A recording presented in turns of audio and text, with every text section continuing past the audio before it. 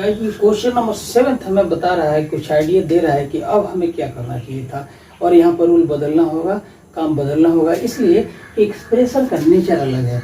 Expression है कि x upon X square plus 1 into X minus 1। ये पार्ट, ये x माइनस 1 लीनियर फैक्टर है, इसके लिए कोई प्रॉब्लम नहीं है, अभी तक हम सीखते आ रहे हैं। लेकिन एक्स स्क्वायर प्लस 1 इसका लीनियर फैक्टर नहीं होगा, और जहाँ लीनियर फैक्टर नहीं हो मतलब पहले हम एक्सप्रेशन लिख लें कि x upon x minus 1 into X square and plus 1 है। तो जो लीनियर फैक्टर है x माइनस 1 लीनियर है, इसके बदले हम लिख लेते हैं कांस्टेंट a अपॉन ये x एंड माइनस 1 प्लस। अब ये एक्स स्क्वायर प्लस 1 इसका लीनियर फैक्टर नहीं होगा, ये क्वाड्रेटिक इक्वेशन है। और जहाँ लीनियर फैक्टर नहीं हो क्वाड्रेटिक का, वहाँ पर हम ऐसे वेरिएबल और कांस्टेंट लेंगे, मतलब dx प्लस c करेंगे और होल अपॉन जो क्वाड्रेटिक है जिसका लीनियर फैक्टर नहीं है उसको लिख लेंगे। अब निश्चित रूप से इसको अगर सिंप्लीफाई करें तो एलसीएम लेना होगा, तो एलसीएम लेते हैं x माइनस 1 और एक्स स्क्वायर प्लस 1 का। तो x minus 1 into X square plus 1 को ऐसे लिखा और इसको डिवाइड किया x माइनस 1 से, तो ये बच जाएगा एक्स स्क्वायर प्लस 1 को हमने a से मल्टीप्लाई किया एक्स स्क्वायर प्लस 1, और second part x minus 1 into B X and plus C. थोड़ा सा सिंप्लीफिकेशन बढ़ेगा यहाँ, क्योंकि हमें कैलकुलेशन करके a, b और c तीनों कांस्टेंट का मान निकालना है। तो अब हम लिख लेते हैं ऐसे कि a into X square plus 1 plus X minus 1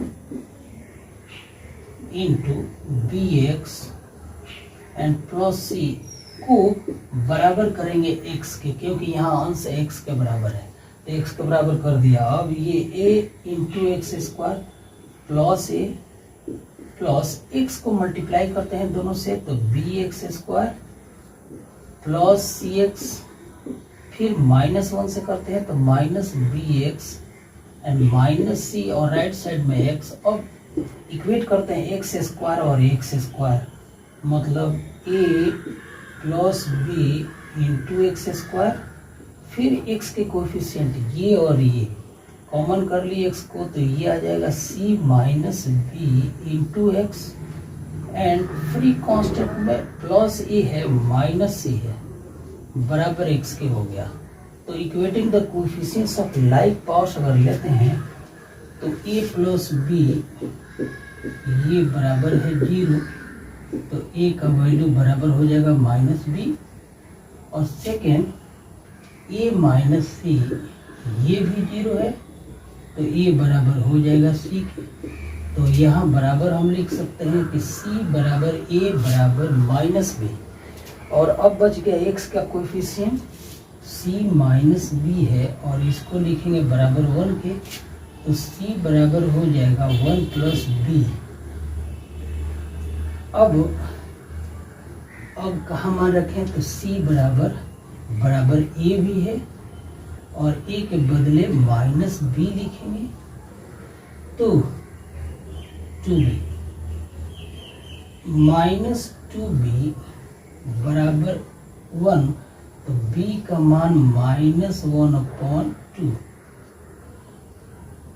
तो c और a का मान a बराबर c बराबर प्लस 1/2 और b का मान माइनस 1/2। अब हम e और b और c तीनों का मान रखते हैं एक्सप्रेशन में, तो देखिए किस तरह से आता है। सिर्फ b का मान माइनस 1/2 आया है, तो अगर हमें इसे इंटीग्रेट करना है तो यहाँ dx होगा, और a का वैल्यू 1/2, तो ऐसे करके dx लिखते हैं और 1/2 कांस्टेंट कोएफिशिएंट, और यहाँ भी ऐसे b और c का मान, b का मान माइनस 1/2 और c का मान प्लस 1/2, और ये dx हो गया। तो हम एक्सप्रेशन को ऐसे लिखते हैं, थोड़ा सा ऐसे लग रहा है, अभी लिखते हैं इसको साफ साफ हम 1/2 dx अपॉन एक्स माइनस 1 है फर्स्ट पार्ट, और सेकेंड पार्ट में प्लस करके ऐसे minus 1/2 X and plus 1/2 whole upon X square and plus 1 है और dx है बराबर, अब इस पूरे को हम 1/2 इंटू डी एक्स अपॉन हो गया x माइनस 1 और इसे अलग अलग कर लेते हैं, -1/2 x dx whole upon X square and plus 1 और plus 1/2 dx upon X square and plus 1। तो हमारा first part clear, third part clear. यहाँ पर सब्स्टिट्यूशन करेंगे। सब्स्टिट्यूशन के लिए ऐसे करते हैं कि एक्स स्क्वायर प्लस 1 के बदले अनदर वेरिएबल t, तो 2x dx बराबर dt होगा, या x dx ये बराबर हो जाएगा 1/2 dt। तो हम इन दोनों का, इसका integral value 1/2 log mod of x minus 1 आ गया और इसका integral value 1/2 plus 1/2 tan inverse x और यहाँ इंटीग्रेट करते हैं -1/4 हो जाएगा 1/2 और 1/2 पहले से आया है और ये हो जाएगा dt अपॉन t। तो फाइनल रिजल्ट हम लिख लेते हैं 1/2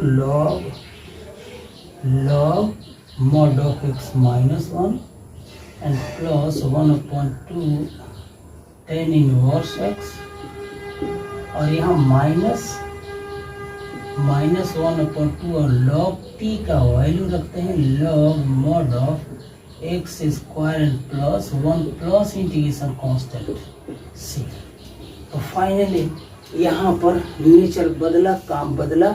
अगला क्वेश्चन कर लेते हैं दोस्तों। ये क्वेश्चन नंबर 8 है। इसमें एक्सप्रेशन अलग है, नियम बदलेगा। एक्सप्रेशन देखिए क्या है। एक्सप्रेशन है कि x upon x minus 1 whole square into X plus 2। तो ये x प्लस 2 लीनियर पार्ट है, इसके लिए नो प्रॉब्लम। हम लिख लेते हैं इसके बदले a अपॉन एक्स प्लस 2। अब क्या करें, तो ये x माइनस 1 होल स्क्वायर है। तो जब भी स्क्वायर वाला लीनियर फैक्टर का, लीनियर एक्सप्रेशन का पावर हो, तो पावर 2 है तो पहले हम ऐसे लिख लें कि b अपॉन एक्स माइनस 1 जो है उसका पावर 2 है कर दिया और पावर को अब कम करके लिखेंगे। जैसे यहाँ पावर 2 है तो लिख दिया, अब नीचे plus c upon x minus 1 का पावर कितना देंगे, तो यहाँ जितना पावर हैगा उसका कम करते जाएंगे एक एक। तो यहाँ 2 पावर है, 2 में से 1 कम किया तो x माइनस 1 का पावर 1 मतलब x माइनस 1 आएगा। अगर यहाँ 3 होता तो यहाँ पर लिखते कि x माइनस 1 का पावर 2 और फिर प्लस d अपॉन x का माइनस 1 करके लिखते। लेकिन चूंकि यहाँ पर पावर 2 है तो 2 टर्म में ही कंप्लीट हो गया। और फिर उसी तरह से सिंप्लीफाई, मतलब नीचे वाले का एलसीएम। तो एलसीएम अगर लेते हैं तो x प्लस 2 है इंटू एक्स माइनस 1 है स्क्वायर है। तो कैसे होगा, तो ये हो गया कि e इंटू एक्स माइनस 1 का स्क्वायर प्लस यहाँ क्या होगा, तो b इंटू एक्स प्लस 2 और प्लस c के लिए होगा कि x minus 1 into X plus 2। अब आइए, अब रिलेशन ऐसे हो गया कि a into X minus 1 whole square plus b into X plus 2 plus c into X minus 1 into X plus 2 और ये बराबर हो जाएगा, यहाँ पर ऊपर x है, x के बराबर हो जाएगा। ये काम करते हैं, हम x के लिए 1 रख लेते हैं। अगर x के लिए 1 रखते हैं तो ये पार्ट ये 0 और ये लास्ट पार्ट थर्ड पार्ट भी 0। यहाँ पर x के लिए 1 रखा तो 1 और 2 3, मतलब 3b बराबर हो जाएगा 1 के, मतलब b का मान आ गया 1/3। तो हमारे यहाँ b का मान 1/3। अब x के लिए -2 रख लेते हैं। -2 रखने से ये पार्ट और ये पार्ट 0 हो जाएगा। अब आइए x के लिए 2 रख ली तो हम यहाँ x के लिए 2 में से 1 गया 1, तो ये a बराबर 2, मतलब a का मान 2 आ गया। अब x का मान एक बार हमने 1 रखा था, एक बार x का मान 2 रखा था, -2 रखा था, ये गलती कर दी हमने। x का मान यहाँ -2 होना चाहिए था, तो इससे ये वाला और ये वाला 0, तो -2 और -1, तो 3 का स्क्वायर इंटू a, ये बराबर -2। तो a का मान -2/9, गलती हुई थी और इसके लिए सॉरी, a का मान आएगा -2/9। अब c का मान रखते हैं। अब हमें c का मान निकालना है, तो x के बदले कुछ भी रख लेते हैं।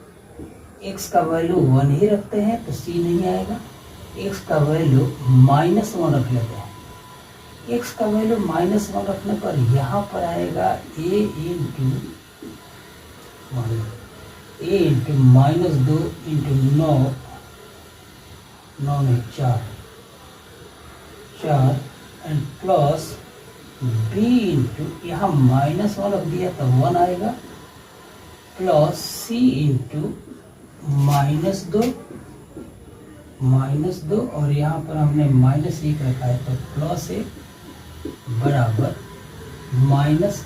x का मान -1 रखा था, ये 4a प्लस b -2c बराबर हो गया -1।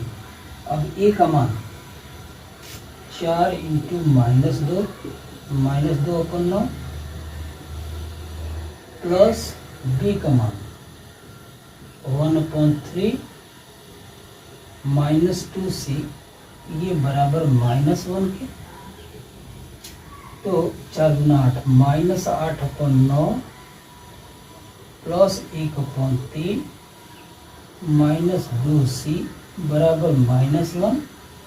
अब ये 9 एलसीएम आ गया 9, तो -8 3 का 9 प्लस 3 -2c बराबर -1, या -2c बराबर -1/1 एंड प्लस 5/9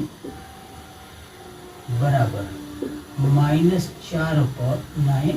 तो 2 से इसको काट देंगे, 2 दूना 2/9। c का मान आ गया 2/9। इस तरह से हमने a, b और c तीनों का मान निकाला। थोड़ा सा बदल दिया था अंदाज, और मैं आशा करता हूं कि आपको जरूर समझ में आया होगा। तो अब मान रखते हैं, अब इंटीग्रेशन करने में कोई दिक्कत नहीं।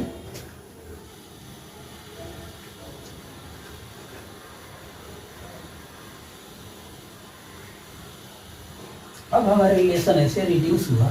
अगर ये इंटीग्रेशन है तो इसको बराबर लिख सकते हैं -2/9 इंटू a का वैल्यू ये dx/x प्लस 2 एंड b का वैल्यू है 1/3, तो dx/x माइनस 1 स्क्वायर हो जाएगा, एंड प्लस c का वैल्यू है 2/9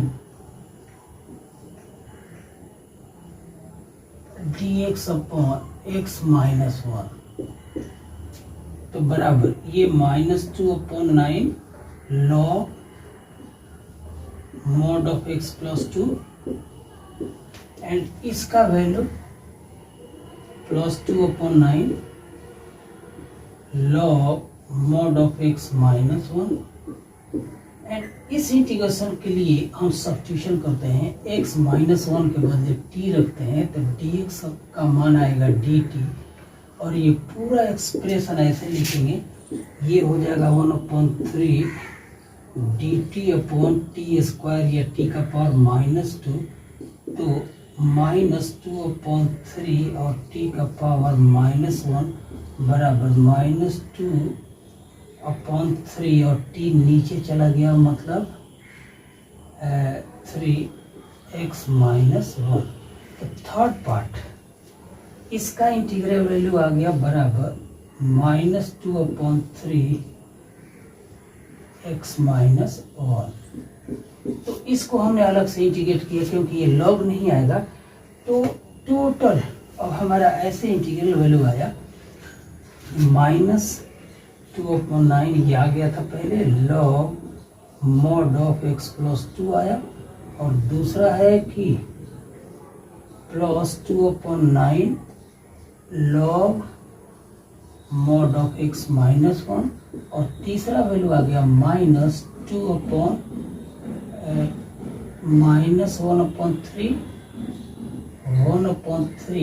x minus 1 and plus c the integration constant.